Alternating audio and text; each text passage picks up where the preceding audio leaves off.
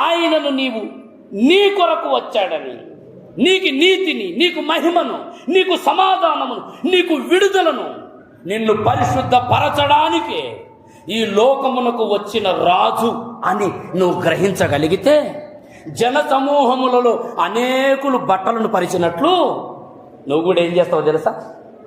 వాళ్ళు బట్టలు పరిచారు, కానీ ఈ రాజుకి ఏం పరచాలి? మనం నా బ్రతుకులు పరచాలి. దేవునికి స్తోత్రం, హల్లెలూయా. ఈ రాజుకు నువ్వు ఇచ్చే బట్టలు అవసరం లేదు. ఆకాశం ఆయన సింహాసనం, భూమి ఆయనకేం బట్టలు ఇస్తావు? ఆయనకు ఒక ప్యాంటు కుట్టిస్తావా? ఒక సొక్కా కుట్టిస్తావా?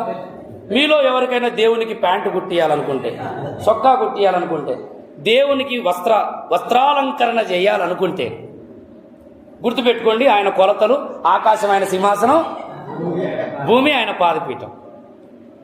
ఈ టైలర్ ఎక్కడ దొరుకుతాడు?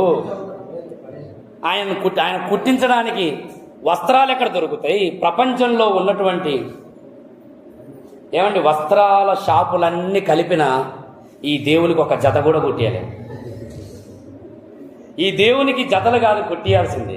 నీ బ్రతుకును నీ దేవునికి భరిస్తే చాలు. దేవునికి స్తోత్రం, హల్లెలూయా.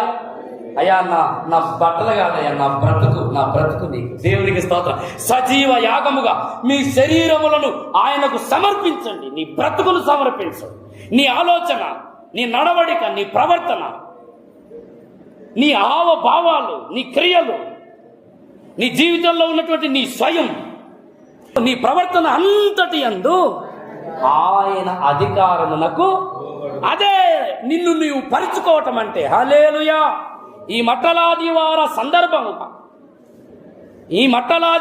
సందర్భముగా ఏదో మందిరానికి వచ్చామా, 2 పాటలు పాడామా, చప్పట్లు కొట్టామా, మట్టలాదివారం అయిపోయింది, స్తోత్రం, హల్లెలూయా, అన్న వందనాలు, అక్క వందనాలు చెప్పి పోవటం కాదు.